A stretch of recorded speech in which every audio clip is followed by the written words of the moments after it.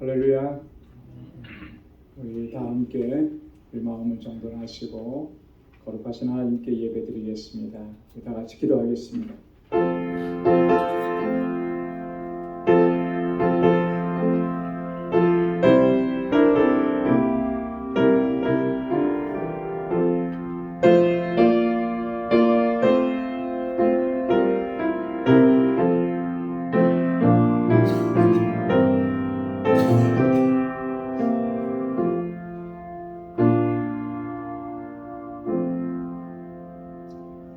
여호와께 감사하라. 저는 선하시며 그 인자하심이 영원함이로다. 내가 고통 중에 여호와께 부르짖었더니 여호와께서 응답하시고 나를 광활한 곳에 세우셨도다. 여호와는 내 편이시라. 내게 두려움이 없나니 사람이 내게 어찌할꼬. 여호와께서 내 편이 되사 나를 돕는 자 중에 계시니 그러므로 나를 미워하는 자에게 보응하시는 것을 내가 보리로다. 여호와께 피함이 사람을 신뢰함보다 나으며 여호와께 피함이 방백들을 신뢰함보다 낫도다. 아멘. 거룩하신 아버지 하나님, 성의로 지난 3일 동안도 저희들을 은혜 가운데 지켜주시고 오늘 이 저녁에 다시금 주님의 거룩하신 보좌 앞으로 불러주셔서 이렇게 하나님을 경배하고 찬양하고 예배케 하시니 감사합니다. 우리의 삶을 눈동자와 같이 지켜주시고 보혜사 성령을 통하여 우리를 이끌어주시고 인도하시며 항상 믿음으로 승리의 삶을 살아갈 수 있도록 역사해 주심을 감사합니다. 오늘도 우리의 마음을 다하고 힘을 다하여 하나님을 찬양하고 예배하는 저희들 되게 하여 주옵소서. 우리의 심령으로 온 마음으로 주님을 예배케 하시고 우리 안에 더럽고 추하고 악한 것들을 우리 주님 십자가 앞에 내려놓사오니 주의 보혈로 거룩하게 깨끗하게 씻어주셔서 하나님 주님께서 받으시기에 합당한 예배 주님께 올려드리는 저희들 되게 하여 주옵소서. 우리의 예배를 흠양하여 주옵소서. 예수님의 이름으로 기원하옵나이다. 아멘. 전능하사 천지를 만드신 하나님 아버지를 내가 믿사오며 그 외아들 우리 주 예수 그리스도를 믿사오니 이는 성령으로 잉태하사 동정녀 마리아에게 나시고 본디오 빌라도에게 고난을 받으사 십자가에 못 박혀 죽으시고 장사한 지 사흘 만에 죽은 자 가운데서 다시 살아나시며 하늘에 오르사 전능하신 하나님 우편에 앉아 계시다가 저리로서 산 자와 죽은 자를 심판하러 오시리라. 성령을 믿사오며 거룩한 공예와 성도가 서로 교통하는 것과 죄를 사하여 주시는 것과 몸이 다시 사는 것과 영원히 사는 것을 믿사옵나이다. 아멘. 찬양으로 하나님께 영광 돌리겠습니다. 찬송 204장 예수로 나의 구주 삼고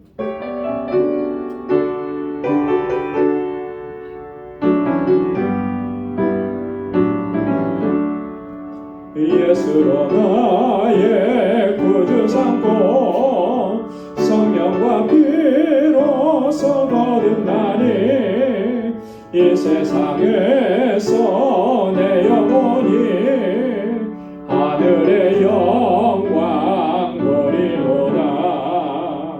이것이 나의 간증이요 이것이 나의 찬송일세. 나 사는 동안 끊임없이 구주를 찬송하리로다. 온전히 주께 맡긴 내 영 사랑의 음성을 듣는 중에 천사들 왕래하는 것과 하늘의 영광 보리로다. 이것이 나의 간증이요 이것이 나의 찬송일세. 나 사는 동안 끊임없이 구주를 찬송하리로다.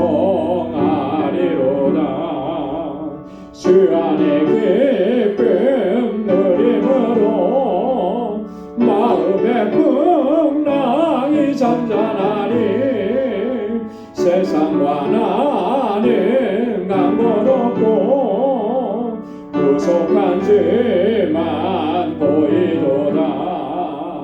이것이 나의 간증이요 이것이 나의 찬송일세 나 사는 동안 끊임없이 구주를 찬송하리로다. 3절요 주 안에 기쁨 누림으로 마음의 풍랑이 잔잔하니 세상과 나는 강고롭고 구속한 죄만 보이도다. 이것이 나의 간증이요 이것이 나의 찬송일세 나 사는 동안 끊임없이 구주를 찬송하리로다. 이것이 나의 간증이요 이것이 나의 찬송일세 나 사는 동안 끊임없이 구주를 찬송하리로다.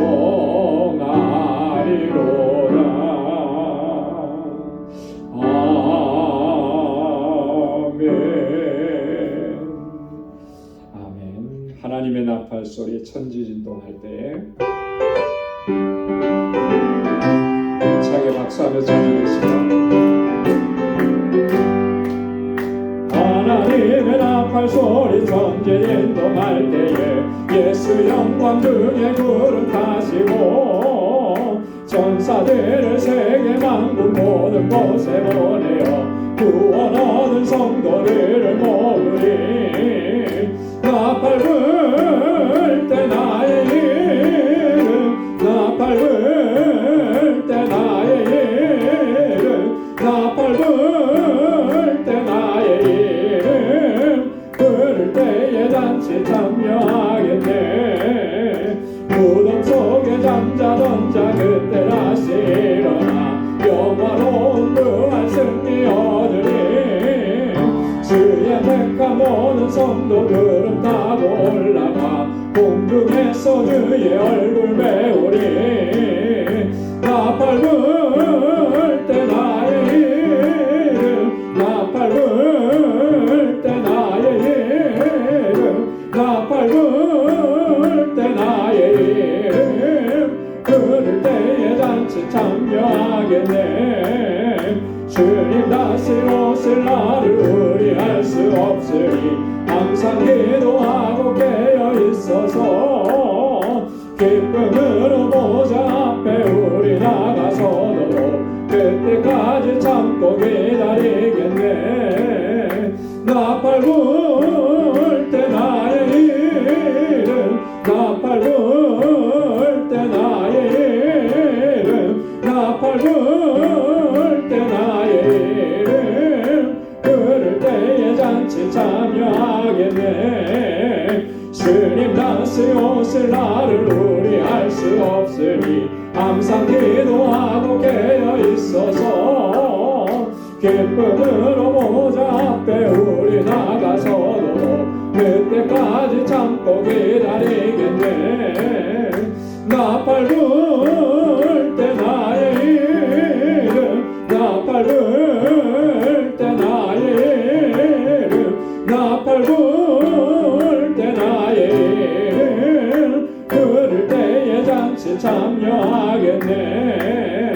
나팔 불 때 나의 이름 나팔 불 때 나의 이름 나팔 불 때 나의 이름 부를 때에 잔치 참여하겠네. 아멘. 주님 다시 오실 날 우리 알 수 없으니 항상 깨어서 기도할 수 있길 바랍니다. 힘차게 박수하면서 찬양하겠습니다.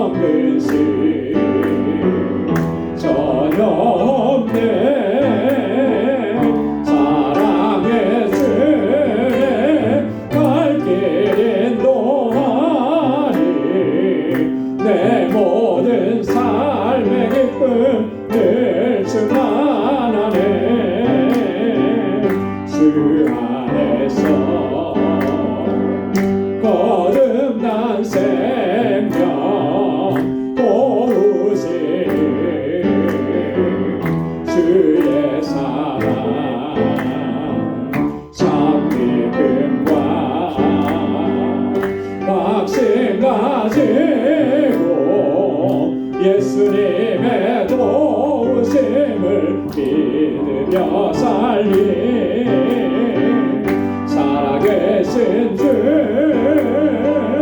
나의 참된 소망 걱정 근심 전혀 없네 사랑의 주내 갈 길 인도하니 내 모든 삶의 기쁨 늘 충만하네 그 언젠가 주뵐 때까지 그를 위해 싸우리라 승리의 길 멀고 험해도 주님께서 나의 앞길 지켜주시리 살아계신 주 나의 참된 소망 걱정 근심 전혀 없네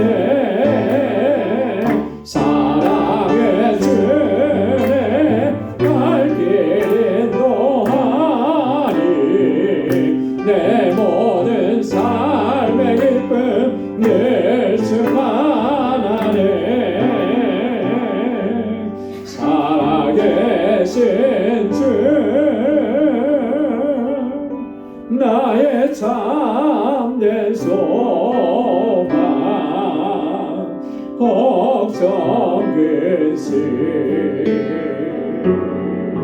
전혀 없네 사랑의 주내 갈 길 인도하니 내 모든 삶의 기쁨 늘 충만하네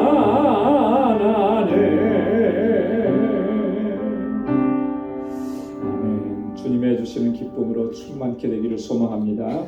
우리 이 시간 다 같이 통성으로 기도하겠습니다. 우리 교회를 위해서 또 사역자들을 위해서 직분자들을 위해서 특별히 이번에 11분의 피택 직분자들을 위해서 함께 기도해 주시고 또 단기 선교를 준비하고 있습니다. 모든 준비하는 과정이 하나님의 은혜로 충만해지도록 위해서 기도해 주시고 우리 선교사님들을 위해서 기도해 주시기 바랍니다. 또 우리 교우들을 위해서 환우들을 위해서 우리 연로하신 어르신들을 위해서 건강을 위해서 함께 기도해 주시고요. 우리 주일학교와 유소룩과 EM을 위해서 특별히 우리 전도사님과 교사들을 위해서 함께 기도해 주시고 오늘 이 시간 주님 앞에 가지고 나온 우리 기도의 제목을 가지고 이 시간 통성으로 함께 기도하겠습니다. 은혜가 풍성하신 아버지 하나님 감사합니다. 저희들을 지극한 사랑으로 늘 품어주시고 은혜 안에 거하게 하시고 아버지 하나님 주님의 권능의 발로 항상 붙들어 주셔서 아버지 광야와 같은 삶이지만 넉넉히 이겨내고 승리하게 하시고 날마다 주님과 동행하는 삶을 살아갈 수 있도록 은총을 베풀어 주시니 감사합니다. 오 하나님 아버지 주님께서 베푸시는 이 구속의 은혜 하나님의 놀라우신 사랑 주님의 권능 우리가 단 한순간도 잊지 않도록 도와주시고 늘 감격 속에서 하나님을 찬양하고 예배하고 주님을 경배하는 저희들 되게 하여 주시옵소서. 아버지 하나님 주님께서 찾으시는 참된 예배자로 살아갈 수 있도록 도와주시고 오늘도 우리의 마음을 다하고 힘을 다하여 하나님 예배하는 저희들 되게 하여 주옵소서. 신령과 진정으로 아버지를 예배할 때 하나님 우리와 함께 하시는 주님의 권능과 능력의 손길을 날마다 경험하는 삶이 되도록 도와주옵소서. 이 시간 우리 마음을 같이하여서 함께 한 마음으로 기도합니다. 아버지께서 세워주신 우리 광주재단이 정말 믿음의 공동체로 사랑의 공동체로 소망의 공동체로 또 아버지 증인의 공동체로 아버지 든든하게 서갈 수 있도록 도와주셔서 이 땅에 세워주신 하나님의 뜻을 잘 감당할 수 있도록 도와주옵소서. 이 일들을 위해서 세워주신 하나님의 귀한 종들 주의 신실한 일꾼들 기름 부어 세우신 주의 종들에게 능력과 권능을 덧입혀 주시고 믿음을 더하시고 성령의 충만함을 더하시고 헌신하는 마음을 허락하여 주셔서 저들의 수고와 헌신을 통하여 이 재단이 아름답게 성장해 가게 하시고 아버지 세상을 향해서 주님의 사랑을 전하기에 부족함이 없게 도와주옵소서. 주옵소서. 특별히 아버지 하나님 저희들을 사랑하셔서 아버지 11분의 하나님 피택자들을 세워주셨습니다. 아버지 하나님 능력과 권능으로 덧입혀 주옵소서. 저들이 정말 하나님 앞에 귀한 일꾼들로 세움을 받고 쓰임받게 하여 주시고 늘 성령으로 충만하게 하여 주옵소서. 이곳에서 자라나는 어린 심령들, 사랑하는 학생들, 우리 청년들, 청장년들을 붙잡아 주시고 저들이 정말 하나님 정말 주님을 경외하고 하나님을 사랑하고 아버지 앞에 정말 귀하게 쓰임받는 일꾼들이 되게 하시고 저희를 위해서 수고하고 애쓰는 우리의 교사들과 우리 전도사님 늘 능력의 장중에 붙들어 주옵소서. 저들의 수고를 기억하여 주옵소서. 능력과 권능으로 함께하여 주셔서 아버지 귀한 삶 어린 생명들을 하나님의 말씀으로 양육하는 이 사명 잘 감당할 수 있도록 도와주옵소서. 우리 멕시코 단기 선교를 준비합니다. 하나님 저희들은 부족합니다. 너무나 연약합니다. 성령으로 아버지 충만하게 채워주시고 주의 권능으로 덧입혀 주셔서 이 사명 잘 감당할 수 있게 하시고 오직 주님의 사랑만을 전할 수 있도록 도와주옵소서. 우리 선교지에 우리 선교사님들과 아버지 하나님 세우신 교회와 아버지 하나님 주의 종들과 함께하는 동역자들을 아버지께서 붙잡아 주시고 능력으로 함께하여 주시옵소서. 우리 알라메다 방주교회가 날로 부흥하고 아버지 아름답게 성장하게 하시고 그 지역의 영혼들을 주님 앞으로 돌아오는 구원의 방주가 되게 하여 주시옵소서. 아버지 하나님 우리 사랑하는 권속들 가운데 연약함 가운데서 아버지 주님 앞에 부르짖는 귀한 심령들 저들의 눈물과 고통과 아픔을 기억해 주시고 아버지 하나님 주님의 위로의 손길로 소망의 손길로 덧입혀 주옵소서. 날마다 주님과 동행하는 삶을 살게 하여 주옵소서. 주님의 임재 가운데 살아갈 수 있도록 은혜 베풀어 주시옵소서. 오늘도 주님 간절한 기도의 제목을 가지고 주 앞에 나와 싸우니 주의 종들의 기도마다 하나님 선하신 응답을 허락해 주시고 살아계신 하나님의 역사하심을 매 순간 분초마다 경험하고 체험하고 아버지 주의 은혜 가운데 살아가는 저희들 되게 하여 주시옵소서. 오늘도 아버지 하나님 주님의 말씀으로 우리를 새롭게 하여 주옵시고 우리의 마음밭을 기경하여 주옵소서. 옥토와 같게 하시고 주님의 살아계신 말씀으로 우리를 새롭게 하여 주시옵소서. 우리의 모든 기도에 응답해 주심을 믿고 감사하며 예수님의 이름으로 간절히 기도드리옵나이다. 아멘.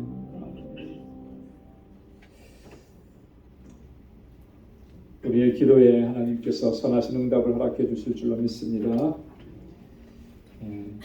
이제 우리 하나님 말씀 함께 묵상하는 시간 갖겠습니다. 오늘 묵상할 하나님 말씀은 고린도전서 제15장 45절에서 마지막 58절까지 말씀입니다. 고린도전서 15장 45절부터 마지막 절까지 한 절씩 교독하겠습니다. 기록된 바 첫사람 아담은 산 영이 되었다 함과 같이 마지막 아담은 살려주는 영이 되었나니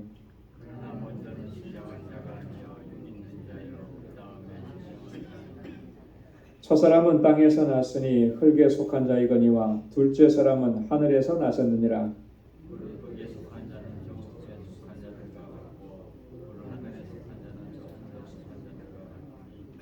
우리가 흙에 속한 자의 형상을 입은 것 같이 또한 하늘에 속한 자의 형상을 입으리라.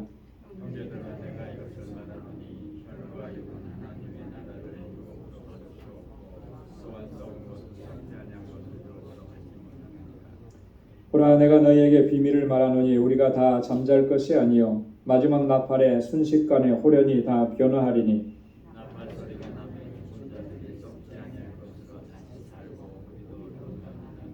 이 썩을 것이 불갑을 썩지 아니할 것을 입겠고 이 죽을 것이 죽지 아니함을 입으리로다.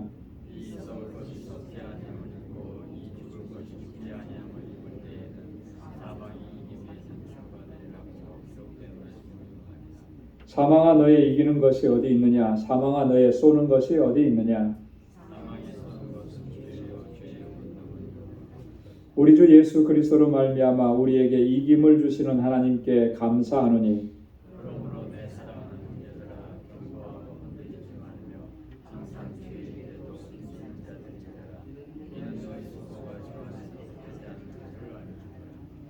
아멘.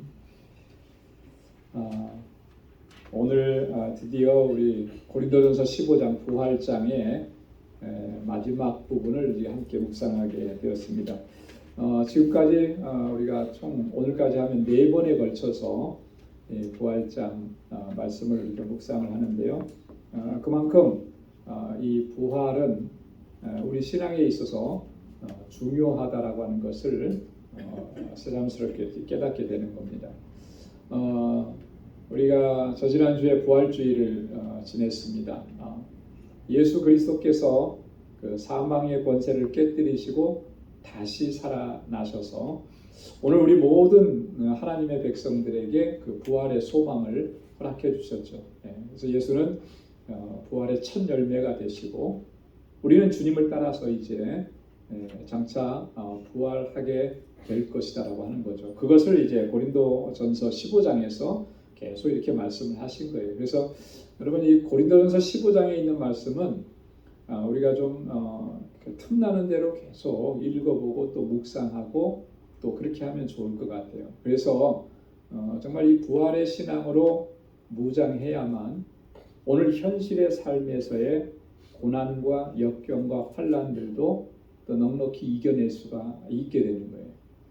이 부활의 신앙으로 무장하지 않으면 이 현실의 삶에 예수 믿으면서 당하는 이런 고난과 역경들 이런 것들을 참 이겨내기가 쉽지 않다라고 하는 것을 우리가 기억해야 하는 것입니다. 자, 오늘 마지막 부분인데요. 이 두 부분으로 좀 나눠볼 수가 있습니다. 먼저 45절에서 49절까지를 보면 첫사람 아담과 첫 아담과 마지막 아담 되시는 둘째 아담 되시는 예수 그리스도 이렇게 대조하면서 이 마지막 둘째 아담이 우리에게 어떠한 일들을 이루셨는지를 이제 설명을 합니다. 자, 그리고 50절에서 58절까지는 결론적으로 이 바울이 이 고린도 교회 성도들에게 부활의 신앙으로 무장하고 우리가 궁극적으로 승리할 것이니까 하나님 앞에 감사하고 담대하라고 하는 이런 권고의 메시지를 주고 있습니다. 자, 그러면 먼저 우리 첫 번째 단락부터 한번 같이 보도록 하겠습니다. 첫사람 아담, 마지막 아담. 우리는 그 마지막 아담이신 예수 그리스도로 말미암아 궁극적으로는 하늘에 속한 형상을 입게 된다라고 하는 것을 여기서 이야기합니다. 자, 45절에 보면 첫사람 아담은 산 영이라 그랬습니다. 그리고 마지막 아담은 살려주는 영이다. 여러분 극명하게 대조가 되죠. 산 영과 살려주는 영. 그 바울이 첫사람 첫 아담을 가리켜서 산 영이라 그랬거든요. 이 산 영이라고 하는 의미는 어떤 의미냐면 이런 의미입니다. 창세기 2장 7절의 말씀을 근거로 하는 거예요. 창세기 2장 7절에 보면 하나님께서 아담을 창조하시고 여러분 아담을 무엇으로 창조하셨죠? 흙에서 창조하셨잖아요. 그죠? 저희들 그 어린 시절에 그 학교 초등학교 다닐 때 저 기억이 나는데 미술 시간에 꼭 보면은 그 찰흙이라는 게 있어요. 찰흙을 가져와서 어떤 그런 이게 모형을 만들고 조형물을 만들고 그런 시간을 했던 기억이 나거든요. 요즘에야 뭐 다 이렇게 만들어진 거 가지고 이렇게 하지만 그때는 찰흙이 산에 가서 캐왔어야 됐어요. 시골에서 자라가지고 캐오면 그거 가지고 이제 만들고 그랬는데 그런 것 같은 거예요. 하나님께서 흙으로 아담을 만드셨죠. 그리고 나서 중요한 일을 하셨습니다. 어떤 일을 하셨습니까? 그 코에 생기를 불어넣으셨어요. 그죠? 생기를 하고 생기를 하나님의 영을 불어넣으신 거예요. 그래서 흙으로 만들어진 인간 아담은 뭐가 된 거예요? 생영이 되었다라고요. 그죠? 그래서 바울이 지금 여기서 말하는 산영이라고 하는 말은 그런 의미예요. 흙으로 만들어져서 하나님께서 그 안에 생기를 불어넣으셔서 살아있는 영이 되었다. 살아있는 생명체가 되었다. 그런 의미입니다. 자, 근데 마지막 아담은 살려주는 영이라는 거예요. 여러분 살려준다는 게 무슨 의미예요? 살려준다라고 하는 것은 그 전제가 뭐죠? 살려준다는 말의 전제는 뭐가 있어요? 어떤 사람을 내가 살려줬다, 뭐 누구를 살려줬다 그러면 살려주기 전에는 어떤 상태에 있는 거예요? 죽은 거잖아요, 죽은 거, 그죠? 죽음이라는 것이 전제되어 있는 거예요. 모든 인류는 다 죽은 거예요. 그 죽은 존재를 마지막 아담은 살려주신다는 거죠. 그런 의미입니다. 그래서 생명을 불어넣어 주신다. 영원한 생명을 불어넣어 주시는 분이 바로 마지막 아담 예수 그리스도. 극명하게 대조가 되는 거예요. 첫 아담은 살려주는 능력이 없어요. 자기는 하나님의 생명을 받아서 생기를 받아서 생명이 되었지만 누구를 살려줄 수 있는 그런 존재가 아니라, 그러나 마지막 아담이신 예수 그리스도는 모든 죽은 자를 살리신다라고 하는 그런 의미입니다. 자, 그러면서 46절에 보면 이렇게 말씀합니다. 그러나 먼저는 신령한 자가 아니요 육 있는 자요 그 다음에 신령한 자니라. 이것은 이제 하나님의 창조 섭리 가운데 있는 순서, 질서를 얘기합니다. 먼저 존재한 그 존재가 뭐냐? 그것은 바로 신령한 존재가 먼저 있는 게 아니라 육 있는 존재가 먼저 있었다. 당연한 말씀이잖아요, 그죠? 아담이 먼저 있었고 그 다음에가 신령한 자라. 순서적으로 보면 그렇다라고 합니다. 그래서 항상 우리가 그것을 기억해야 되는 게, 여러분 우리가 영적인 존재가 되고 신령한 존재가 된다고 했을 때 어느 날 갑자기 실체도 없는 것이 이렇게 딱 떨어져서 존재하게 되는 것이 아니라 이미 육적인 존재로 있던 그 존재가 신령한 존재로 변화가 된다라고 하는 거예요. 인간은 이렇게 죄악 가운데서 출생해서 육적인 존재였습니다. 저도 마찬가지고 여러분들도 마찬가지고 다 누구나 다 자연인으로 존재했던 것이죠. 예수 그리스도로 말미암아 우리가 영적인 존재, 신령한 존재가 되었다라고 하는, 순서적으로 그렇다라고 하는 것을 오늘 여기서 얘기합니다. 그 다음에 47절에 보면 첫사람과 둘째 사람 근원이 어떻게 되느냐라고 했을 때 이것도 분명하게 대조가 되는 거죠. 첫사람 아담은 땅에서 났으니 흙에 속한 자다. 그렇죠? 아담은 땅에서 났어요. 땅에서 났다라고 하는 말은 흙을 재료로 만들어졌다. 앞에서도 말한 것처럼 창세기 2장 7절에 하나님께서 흙으로 아담을 창조하셨다 그랬잖아요. 그래서 흙에 속한 자다. 여러분, 흙에 속한 자라고 하는 의미는 이런 의미를 갖습니다. 흙으로 만들어졌기 때문에 종국에는 어디로 돌아가는 거예요? 흙으로 돌아가는 존재다라고 하는 거예요. 사람이 죽어서 땅에 묻히면 흔적도 없이 이제 사라지는 거죠. 제일 먼저 이 육체, 이 뼈보다는 이 살이 먼저 썩겠죠. 그리고 뼈가 가장 오래도록 남겠지만 그것도 시간이 다 되면은 다 흙으로 돌아가서 찾을 수가 없게 되는 거예요. 왜냐하면 흙에서 취해졌기 때문에. 그래서 흙에 속했다라고 하는 말은 그런 의미입니다.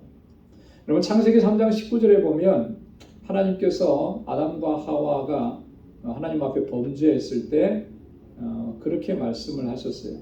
아담과 하와가 범죄한 이후에 그들에게 찾아온 것은 뭐냐면 죽음이라는 거예요. 사망이라는 거예요. 그래서 하나님께서 뭐라고 말씀하시냐면 내가 얼굴에 땀이 흘러야 식물을 먹겠고 필경은 흙으로 돌아가리니 그 속에서 내가 취함을 입었음이라. 너는 흙이니 흙으로 돌아갈 것이니라 하시니라. 흙으로 돌아간다라고 하는 말은 뭐예요? 죽는다라고 하는 거잖아요. 그죠? 범죄 이후에 찾아온 첫 번째 결과가 뭐냐면 사망이라고 하는 거예요. 로마서 6장 23절에서 그래서 바울이 뭐라고 그랬습니까? 죄의 삭은 사망이에요. 죄의 결과는 사망인 거예요. 오늘 우리가 이런 육체의 죽음을 겪는 것만을 의미하는 것이 아니죠. 여기서 말하는 사망이라고 하는 것은 영적인 죽음을 얘기하는 거예요. 다 포함이 되는 겁니다. 그래서 이 성경이 말했을 때 성경이 말하는 죽음이라고 하는 의미는 세상 사람들이 일반적으로 말하는 죽음과는 의미가 다릅니다. 일반적으로 믿지 않는 사람들이, 세상 사람들이 죽음을 얘기하면은 그 죽음의 의미는 가장 중요한 포인트가 뭐냐면 없어진다는 거예요. 그죠? 사라진다는 거죠. 소멸된다라고 하는 거예요. 그러나 성경은 죽음을 소멸이라고 얘기하지 않습니다. 소멸될 수가 없어요. 물론 육체는 소멸될 수밖에 없겠죠. 흙으로 돌아가. 영적인 존재인 영은 죽음 이후에도 소멸될 수가 없는 거예요. 영원히 존재하는 것입니다. 하나님께서 우리에게 생명을 불어넣어서 영적인 존재가 되게 하셨기. 자, 그렇다면은 죽음의 의미는 뭐냐? 소멸이 아니면, 여러분, 성경이 말하는 죽음의 의미, 사망의 의미는 분리라는 거예요. 분리. 무엇으로부터의 분리냐면 하나님으로부터의 분리. 그래서 첫째 사망은 우리가 죽으면은 무엇으로부터 분리가 되는 거죠? 산 자들로부터 분리가 되죠. 그죠? 안 그렇습니까? 산 사람과 죽은 사람이 분리가 되는 거예요. 그래서 가족과도 떨어지게 되고, 이게 첫 번째 사망이에요. 두 번째 사망은 영적인 죽음인데 하나님과 영원한 분리인 거예요. 그래서 영원토록 하나님과 분리된 상태에서 사는, 이게 바로 지옥의 형벌인 것이죠. 영원토록 하나님과 함께 사는 것, 분리되지 않고 하나님과 함께 사는 것, 이것이 바로 천국의 삶인 거예요. 그래서 성경이 말하는 죽음, 사망은 분리란, 하나님과의 분리를 얘기하는 것이다. 우리가 그렇게 기억을 해야 하는 것입니다. 둘째 사람은 하늘에서 나셨다. 둘째 아담, 예수 그리스도는 하늘에서 오신 거죠. 그래서 예수 그리스도의 신적인 기원을 바로 여기서 이야기하는 것입니다. 요한복음 3장 13절에 보면 예수님께서 친히 증거하시기를 하늘에서 내려온 자 곧 인자 외에는 하늘에 올라간 자가 없느니라. 인자는 예수 그리스도를 가리키잖아요. 주님은 하늘에서 오셨고 이제 인자 외에는 하늘에 올라갈 자가 없다. 지금까지 예수님께서는 승천하셔서 하늘 보좌 우편에 앉으셨는데 그 하나님 계시는 하늘 보좌 우편에 또 하나님의 존전에 올라가서 거기에 거하는 사람은 없는 거예요. 아직까지. 우리가 이번에 여행을 다녀오면서 이제 그런 질문을 하셨습니다. 우리가 보통 죽으면 천국에 간다 이런 말을 많이 하고, 그래서 천국에 가는 것이 바로 이제 예수님께서 승천하신 후에 부활하시고 승천하신 후에 하나님 보좌 우편에 앉으신 바로 그 천국에 바로 이렇게 가는 것으로 우리는 보통 그렇게 이해를 하잖아요. 자, 그런데 그 하늘 보좌 우편에 주님 하나님 계시는 그 천국에 들어가려면 전제 조건이 있어요. 그 전제 조건이 뭐냐면 예수님 같이 돼야 되는 거예요. 그렇죠? 부활하신 예수님처럼 우리도 부활해야만 천국에 갈 수가 있는 거예요. 자, 근데 여러분 지금까지 수천 년 동안에 죽었던 사람 중에 부활한 사람이 있을까요? 없을까요?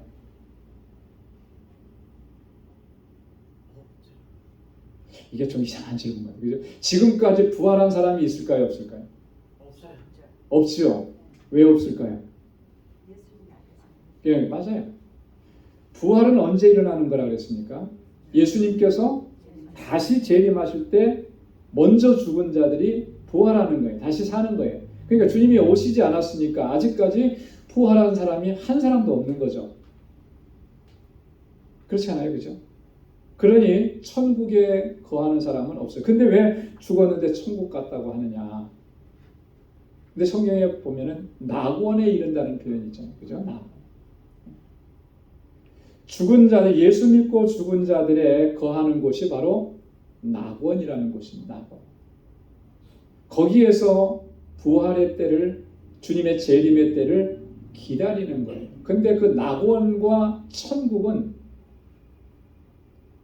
거의 동등한 개념이라고 하는 거죠.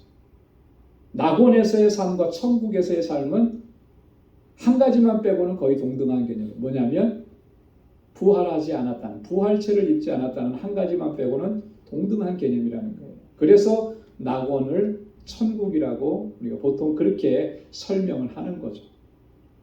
자, 그러면 예수 믿지 않고 죽은 사람도 똑같이 그런 과정을 겪는 거예요. 영원한 지옥 형벌에 들어갈 때는 언제 들어가는 거예요? 예수님께서 다시 오셔서 세상을 심판하실 때예요. 그죠? 그게 아주 지옥의 형벌인 것입니다. 그런데 죽고 나서 그러면 그 예수 믿지 않고 살던 사람이 죽고 나서는 어디에 거하건 예수 믿고 죽은 사람이 낙원에 거하는 것처럼 그들은 음부에 거하는 거죠. 근데 그 음부의 이 상태는 어떠냐면 지옥과 동등한 상태인 거예요. 그 고통이 그대로 있는 거죠. 그래서 우리가 부자와 거지 나사로의 예수님의 비유의 말씀을 기억하잖아요. 그죠? 거지 나사로는 죽어서 어디에 이르렀습니까? 낙원에 이르렀다. 아브라함의 품에 이르렀다. 부자는 어디로 갔어요? 음부에 떨어진 거예요. 거기서 고통을 당하는 거예요. 그 최종적인 판결은 바로 예수님께서 다시 오셨을 때, 그죠? 다 부활시키는 거죠. 믿고 죽은 자도 부활하고 믿지 않고 죽은 자도 부활해요. 요한복음 5장에 보면은 생명의 부활과 사망의 부활, 이 두 가지 부활이 있다고. 그래서 이 부활을 하게 되면 그때 최종적인 심판을 받게 된다라고 하는 것입니다.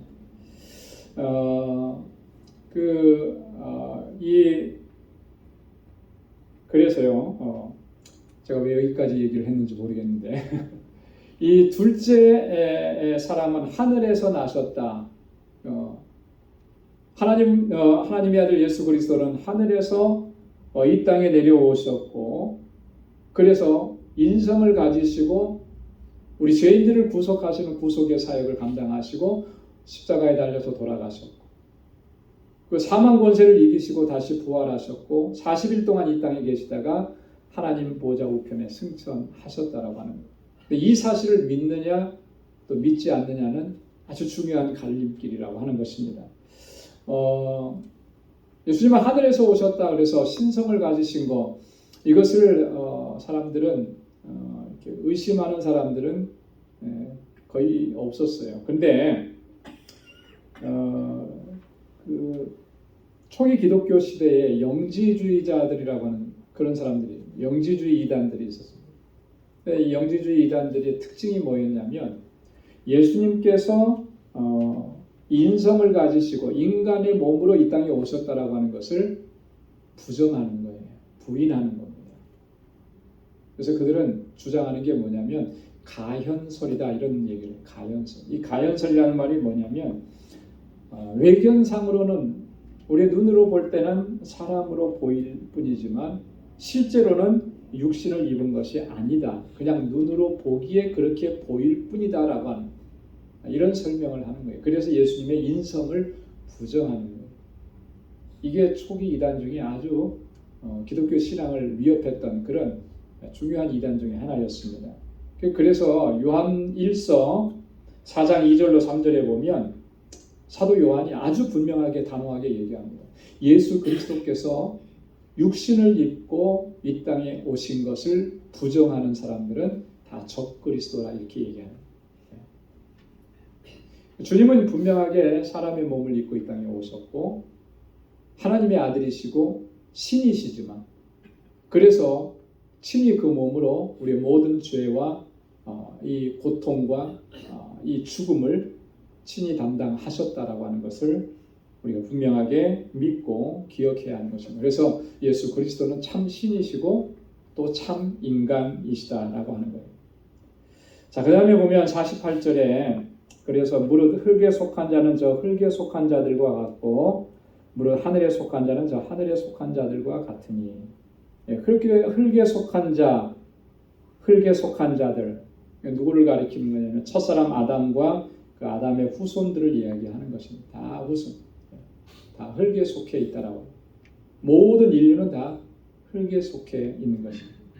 또 하늘에 속한 자, 하늘에 속한 자들이라고 하는 것은 바로 예수 그리스도와 그리스도로 말미암아 하나님의 백성이 된 모든 그리스도인들을 의미하는. 그래서 그리스도와 함께 우리는 하늘에 속한 자다.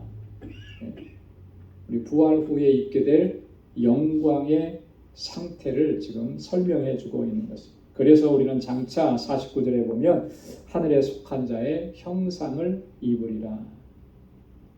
여러분, 아담 이후의 모든 인류는요, 아담의 형상을 입고서 이 땅에 태어납니다. 그죠? 여기서 말하는 형상이라고 하는 것은 외모만을 이야기하는 것이 아니에요. 그 본질적인 걸 얘기하는 거죠. 그 본질이라는 게 뭐냐면 흙에서 취해졌으니까 흙으로 돌아가는 본질을 얘기하는 거예요. 아담 이후의 모든 인류는 다 그렇게 태어나는 겁니다. 그래서 자연인으로 그 상태에 있으면 그렇게 될 수밖에 없어요. 그런데 그리스도에게 속해서 그리스도로 말미암아 생명을 누리는 사람들은 그리스도와 같은 하늘에 속한 형상을 입게 될 것이다. 여러분, 예수 그리스도 주님께서는 부활하셔서 부활체를 입으시고 하나님의 보좌 우편에 가십니다. 마찬가지로 오늘 우리도 부활하게 되면 예수님처럼 부활체를 입고 영원하신 하늘에 속한 형상을 입고 그렇게 하나님의 나라로 가게 된다. 이게 부활의 신비인 것입니다. 그래서 우리를 그렇게 변화시켜서 영원하신 하나님의 나라로 인도하시는 것, 그곳에 거하게 하시는, 이게 바로 우리 주님 그리스도께서 부활하셔서 우리에게 이루신 놀라우신 신비고 은혜고 역사라고 하는 것을 우리가 기억해야 할 줄로 믿습니다. 자, 그 다음에 두 번째 단락의 50절부터 58절까지, 그렇기 때문에 우리 성도는 궁극적으로 승리하게 된다라고 하는 것을 바울이 증거합니다. 자, 혈과 육은 하나님의 나라를 유업으로 받을 수 없고 썩은 것은 썩지 아니할 것을 유업으로 받지 못한다. 50절에 그랬죠. 예. 혈과 육, 썩은 것, 이건 뭘 얘기하는 것이겠습니까? 육적인 인간을 얘기하는 거죠. 이 육적인 인간은 불완전하고 죄에 속해 있고 욕되게 하는 것이고 유한하고 결국에는 멸망할 수밖에 없는 그런 존재를 이야기하는 것입니다. 자연인을 얘기하는, 육적인 존재를 얘기하는, 그 상태로는 하나님의 나라를 유업으로 받을 수 없다. 그 상태로는 썩지 아니할 것, 완전한 것, 거룩한 것, 복된 것, 하나님의 영광스러운 것, 그것을 유업으로 받을 수가 없다라고 하는 것을 얘기합니다. 51절에서 54절까지는 바울이 그래서 보라 내가 너희에게 비밀을 말하리라 이렇게 이야기합니다. 그러면서 쭉 그 비밀이 무엇인지를 설명을 하는데요. 아주 중요한 내용들을 우리에게 말씀해주고 있습니다. 여러분, 비밀이라고 하는 것은 그 의미가 감추어져 있다라고 하는 그런 의미잖아요, 그죠? 근데 그 비밀을 말한다라고 하는 것은 이제 감추어졌던 것을 드러낸다라고 하는 거죠. 하나님의 계획이, 하나님의 계시, 이게 감추어져 있었는데 이제 바울 자신을 통해서 하나님께서 그걸 드러내신다는 거예요. 장차 일어나게 될 정말 신비로운 하나님의 섭리, 그것을 이제 말하겠다라고 하는 거예요. 그게 뭐겠습니까? 부활에 관한, 성도의 부활에 관한 것. 그래서 51절에 보면 우리가 다 잠잘 것이 아니라 마지막 나팔에 순식간에 호련히 다 변화하리니. 여기서 잠잔다라고 하는 의미는 뭐죠? 죽는다라고 하는 의미예요. 그죠? 육체적 죽음을 얘기하는 겁니다. 이미 죽은 사람도 있죠. 그때까지. 그렇다고 또 우리가 다 죽느냐면 그렇지 않을 것이다라고 하는 거예요. 바울은 분명히 그것을 그렇게 생각을 했습니다. 이때까지만 해도 사도 바울은요, 어떤 생각을 가지고 있냐면 예수님께서 다시 오신다고 했을 때, 재림하신다고 했을 때 임박한 종말 사상을 가지고 있어요. 임박한 종말 사상이라는 게 뭐냐면 이런 거예요. 내가 살아있는 동안에 주님께서 다시 오실 것이다. 재림하실 것이다. 초창기의 기독교인들, 그리스도인들은 거의 대부분이 사실 이 신앙을 가지고 있었죠. 왜 그랬냐면 예수님께서 승천하시면서 뭐라고 말씀하셨냐면 곧 오리라 이렇게 하셨거든요. 이 곧 오리라고 하신 그 말씀을 내가 죽기 이전에 당대에 오실 것이다. 이제 그렇게 믿었던 것이죠. 물론 이제 바울이 뒤로 가면 그의 이제 그 신학이 좀 바뀌긴 합니다. 근데 바울이 이제 그런 의미에서 지금 얘기하는 거예요. 다 잠잘 것이 아니라 마지막 나팔에, 여러분 이 마지막 나팔은 어떤 나팔이겠습니까? 예수님께서 재림하신다는 나팔이에요. 그죠? 예수님께서 어느 날 갑자기 조용히 아무도 모르게 살며시 이렇게 오시는 게 아닙니다. 그래서 어떤 사람들이 벌써 예수님이 재림했다 뭐 이렇게 얘기를 하고 주장하는 사람들도 종종 있었고요. 자기가 재림 예수다 뭐 이렇게 주장한 사람들도 있었는데, 예수님은 그렇게 누군가만 알도록 세상에 그렇게 살며시 오시는 그런 재림을 의미하지 않는다. 예수님이 오실 때는 나팔과 호령 소리로 예수님께서 다시 오시는 거예요. 누구든지 다 알 수 있는 거예요. 마태복음 24장 31절에서 그래서 주님께서 그렇게 말씀을 하셨잖아요.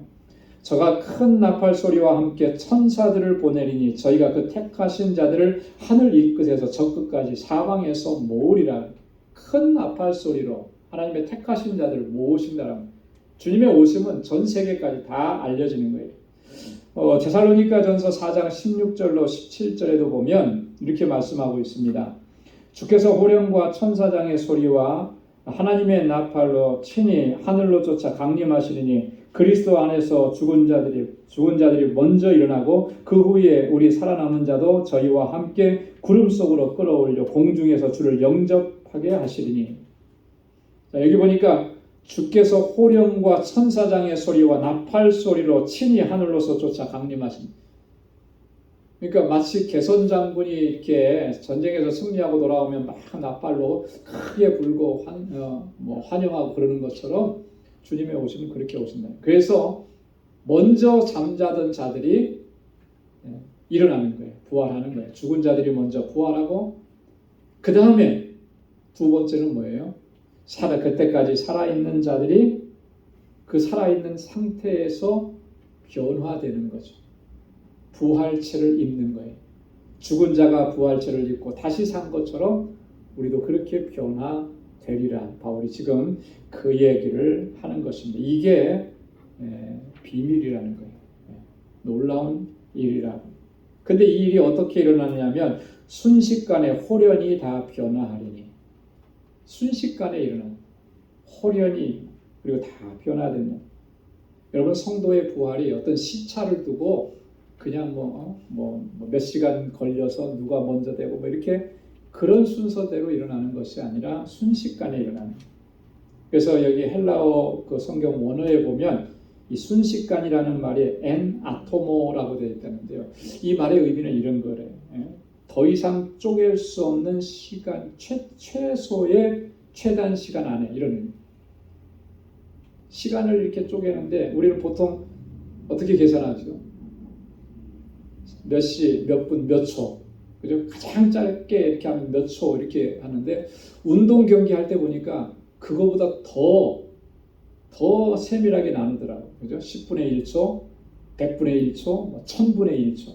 사람이 나눌 수 있는 그 나누는 최대치에 나눴을 때보다도 더 이상 이제는 나눌 수가 없다라고 하는 그 순간만. 그러니까 그 시간이 얼마나 짧은 시간인지 우리 상상할 수도 없죠. 똑딱하는 1초도 굉장히 짧다고 생각합니다. 그렇게 호련히 순식간에 변화가 일어나는 것을 이야기합니다.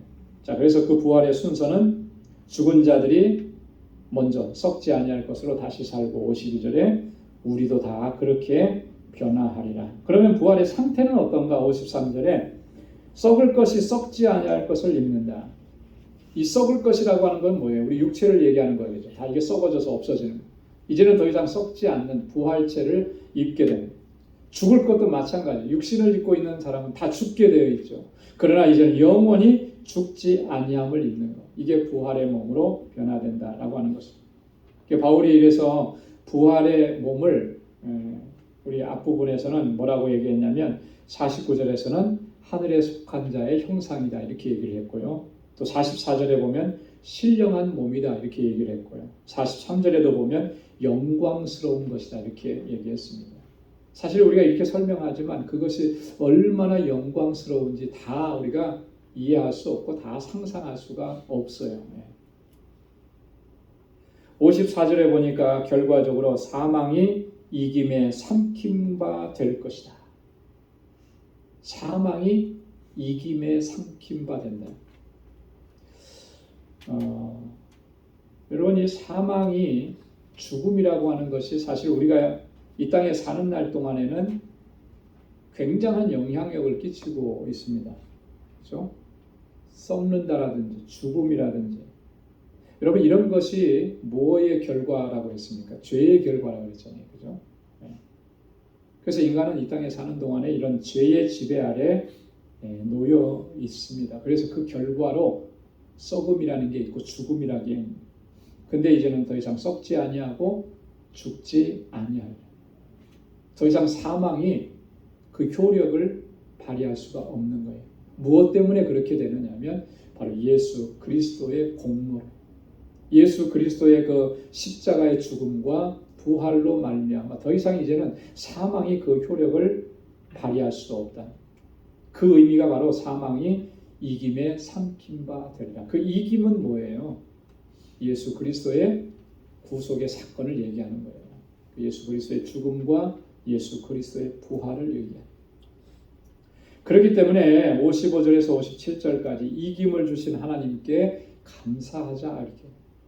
여러분, 우리에게 이 사망의 권세를 이길 수 있는 그 이김, 승리를 주신 거, 부활하신 주님이 우리에게 그렇게 승리를 주셨는데 이에 대해서 우리가 늘 감사하면서 살아가야 되는 게 마땅하다라고 하는 것이 바울의 지금 증거인 것입니다. 55절과 56절에 보면 사망아 너의 이기는 것이 어디 있느냐, 사망아 너의 쏘는 것이 어디 있느냐, 사망에 쏘는 것은 죄요 죄의 권능은 율법이라 그랬는데요. 이 말씀은요, 호세아서 13장 14절을 인용한 것입니다. 그래서 부활로 말미암아 멸망을 당하는 사망, 그것을 향해서 승리의 계가를 부르는, 승리의 노래를 부르는 것입니다. 호세아 13장 14절에 보면 이렇게 얘기하죠. 내가 저희를 음부의 권세에서 속량하며 사망에서 구속하리니 사망아 내 재앙이 어디 있느냐, 음부야 내 멸망이 어디 있느냐, 뉘우침이 내 목전에 숨으리라. 바울은 지금 이 말씀을 빌려와서 지금 이 증거하는 거예요. 사망에 쏘는 것은 죄라 그랬잖아요. 사망에 쏘는 것은 죄다. 이거는 뭐냐면 사망은 죄의 결과다라고 하는 그런 의미예요. 하나님께서 분명하게 선언하시고 선포하셨죠. 선악을 알게 하는 그 나무의 열매, 그것을 먹을 때 내가 먹는 날에는 정녕 어떻게 될 거라는 거예요? 죽으리라. 그 선악과를 따먹어서 죽는 게 아니고 왜 죽는 거예요? 하나님의 명령을 거역하는, 그것이 죄라고 하는 거죠. 그랬기 때문에 죽으리라 그렇게 말씀을 하시면, 그러니까 하나님의 말씀에 거역하고 죄를 범하면 죽음이 있다라고 하는 거예요. 이미 창세기 2장 17절에서 이 얘기. 자, 그렇기 때문에 이 사망이라고 하는 것은요, 우리 인간에게 역사할 때 뭐를 통해서만 역사할 수 있느냐면 죄를 통해서만 역사할 수 있는 거예요. 그래서 사탄은 우리로 하여금 자꾸 죄를 짓게 만드는 거예요. 자, 죄를 짓고 그 죄 안에 머무르면 결과적으로 어디에 떨어지기 때문에 그런 거예요? 사망에 이르게 되기 때문에. 자, 근데 그 사망에 그런 죄가 해결이 되면, 죄가 더 이상 영향력을 미치지 못하게 되면 사망은 더 이상 인간을 지배하지 못하는, 그렇지 않겠습니까? 그래서 예수님께서는 우리의 죄를 속해 주시는 그 대속의 사건을 이루시는, 죄의 문제를 해결해 주시는. 그래서 그리스도 안에 있고 그리스도의 그 구속의 은혜 우리가 믿고 그 은혜에 감사하면서 감격 속에 살아가는 사람은 더 이상 이 죄로 말미암는 사망의 두려움과 염려 속에서 살아가지 않게 되는 거죠. 왜냐하면 주님께서 그것을 해결해 주셨기 때문에. 여러분, 그렇기 때문에 우리가 세상에서 어떤 일을 만나도 또 간혹가다 그런 분들이 있더라고요. 내가 지금까지 평생 예수 믿고 신앙생활을 해왔는데 내가 과연 좀 천국에 갈 수 있을지 때로는 의심이 들기도 한다. 굉장히 참 안타까운 이야기를 얘기하는 거예요. 예수 믿고 믿음 안에서 살고 예수님이 나의 죄를 사해 주셨다는 사실을 믿는다는데 근데 내가 천국에 갈지 의심스럽다.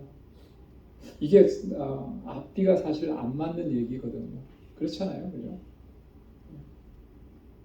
예수를 믿었다라고 하는 것은 예수님께서 나의 모든 죄의 문제를 해결해 주셨다라고 하는 것을, 그 사실을 내가 믿는다라고 하는 거예요. 그 믿었는데 천국에 갈 수 있을지 없을지는 내가 잘 모르겠다. 이게 왜 그러느냐면요, 여전히 내 안에 이 공로주의적인 사상이 있기 때문에 그래요. 내가 정말 천국에 가기까지는 참 내가 많이 부족한 부분이 있는 것 같아. 그래서 확신이 안 들어. 이런 생각을 많이 하는 거죠. 다분히 우리 안에 공로주의. 그래서 그 공로가 어느 정도 막 쌓이고 내가 선한 일도 많이 하고 교회 일도 많이 하고 그렇게 해서 막 남들보다 좀 앞서서 하고 그렇게 됐을 때, 여러분, 그렇게 되면 내가 좀 확신이 생기겠어요. 이거 굉장히 잘못된 신앙관인 거죠. 내가 쌓아놓은 공로로 하나님의 나라에 가는 게 아니에요. 예수 그리스도의 공로로 우리가 하나님의 나라에 이르는 것이죠. 주님의 십자가의 공로. 그 십자가의 공로를 의지하는 사람은 내가 부족함을 알죠. 나의 연약함을 알고 여전히 내가 부족하다는 걸 알아요. 그러나 항상 그 중심이 주님을 향해 있는 거예요. 부족하다고 내가 좌절하고 낙심하고 절망하는 것이 아니라 또다시 일으켜 세워주시는 주님의 능력과 힘을 덧입어서 십자가 앞으로 한 걸음씩 더 나아가는 거죠. 그 사람이 바로 이미 그는 천국에 있는 사람이라는 거예요. 그래서 우리가 내 공로와 나를 보지 말고 십자가의 주님을 바라봐야 하는 것입니다. 주님이 이루신 그 놀라우신 구속의 은혜와 역사를 바라봐야 돼요. 그게 얼마나 귀하고 값진 것인가. 그것 때문에, 그 믿음 때문에 하나님께서 우리를 그렇게 인도하시고 날마다 승리의 삶을 살아가게 하십니다. 그래서 57절에 뭐라고 얘기합니까? 우리 주 예수 그리스도로 말미암아 우리에게 이김을 주시는 하나님께 감사하노니. 여기 중요한 거예요. 여기가 우리 주 예수 그리스도로 말미암아. 자, 그 이김이라고 하는 것, 그 승리라고 하는 것은 누구로 말미암은 거예요? 예수 그리스도, 우리 주님으로 말미암아 이겼다라고 하는 거예요. 성도의 승리는 내가 잘했기 때문에, 내가 무슨 대단한 일을 했기 때문에 그래서 우리가 승리하는 삶을 산 게 아니고요. 예수 그리스도께서 나에게 이김을 주셨다라고 하는 거예요. 그것 때문에 오늘 우리가 승리의 삶을 살아갈 수 있는 거예요. 그래서 그것 때문에 우리가 감사하는 거죠. 그래서 우리의 본질적인 감사는, 여러분, 우리가 본질적으로 감사해야 되는 것은 바로 예수 그리스도의 십자가 구속의 사건인 거예요. 이게 우리의 근본적인 감사고 최고의 감사 조건인 거죠. 사도 바울이 로마서 8장 1절로 2절에 그렇게 선언했습니다. 그러므로 이제 그리스도 예수 안에 있는 자에게는 결코 정죄함이 없나니 이는 그리스도 예수 안에 있는 생명의 성령의 법이 죄와 사망의 법에서 너를 해방하였습니다. 그리스도 안에 생명의 성령의 법이 있어요. 그래서 그리스도 안에 있으면 결코 정죄함이 없는 거예요. 죄와 사망의 법에서 우리를 해방시켰기 때문에. 여러분, 우리가 이 믿음을 가지고 그죠? 하나님의 나라에 가는 것이고, 이 믿음을 가지고 승리의 삶을 사는 것이고. 그래서 여러분, 구속의 은혜를 늘 감사하면서 하나님을 찬양하고 또 주님께 영광 돌리는 우리 모두가 될 수 있기를 소망합니다.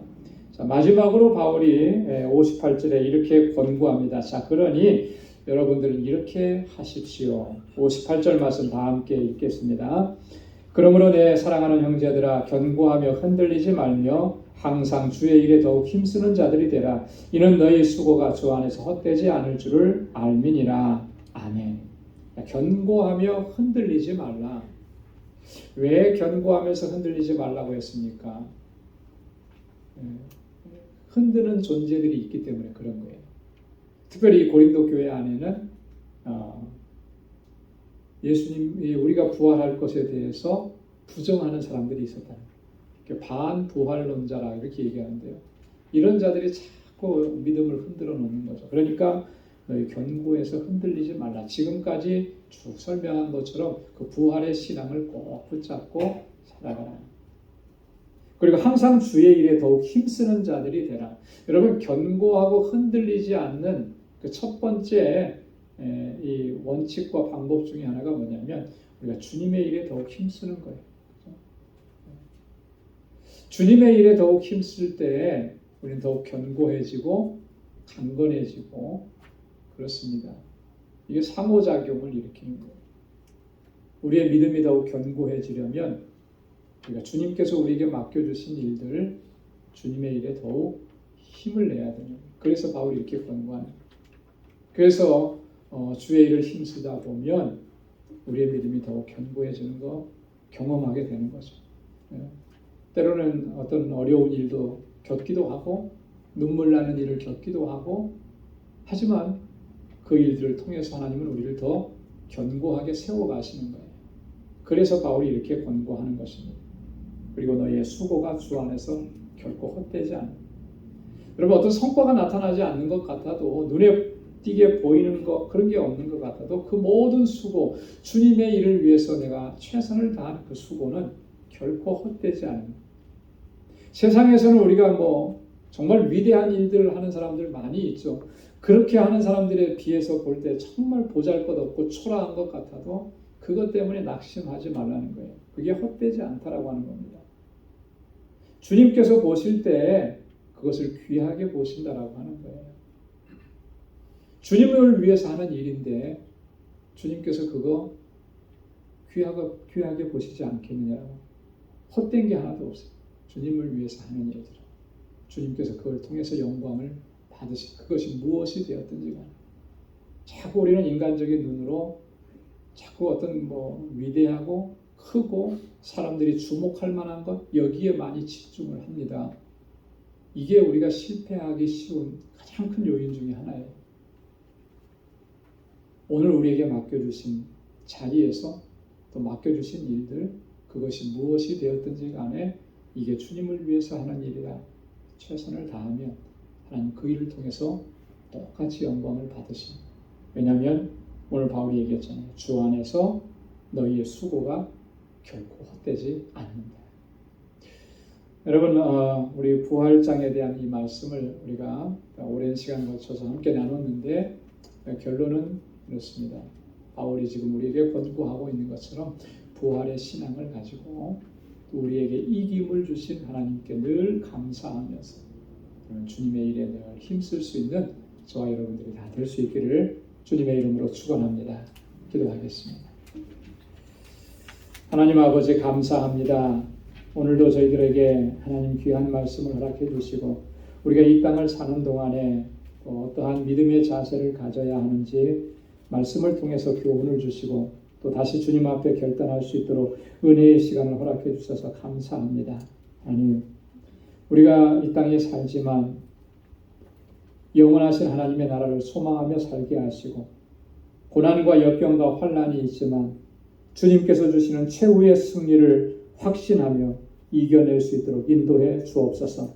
주님께서 우리에게 어떠한 일을 맡겨주셨든지 그 일에 언제나 최선을 다하게 하시고 나를 구원하신 하나님의 이 구속의 은혜를 늘 기억하면서 주님의 십자가 앞으로 더 가까이 나아갈 수 있는 저희들 되게 하시고 주님의 주시는 기쁨과 감격이 우리 안에서 조금도 식어지지 않도록 성령께서 항상 우리를 붙잡아 주옵소서. 주님의 나라에 이를 때까지 언제나 정말 우리에게 주신 사명 잘 감당할 수 있는 우리 방주의 권속들이 다 될 수 있도록 은혜 허락하여 주옵소서. 이제는 우리 주 예수 그리스도의 무한하신 은혜와 하나님 아버지의 크고 놀라우신 사랑과 성령의 위로 교통 충만하심의 역사가 주님의 오시는 그날까지 부활의 신앙으로 승리의 삶으로 하나님께 영광 돌리기로 결단하는 우리 방주의 모든 믿음의 권속들과 저들의 가정과 직장, 생업의 터전과 학업 위에 이제로부터 영원까지 함께 하시기를 간절히 축원하옵나이다. 아멘.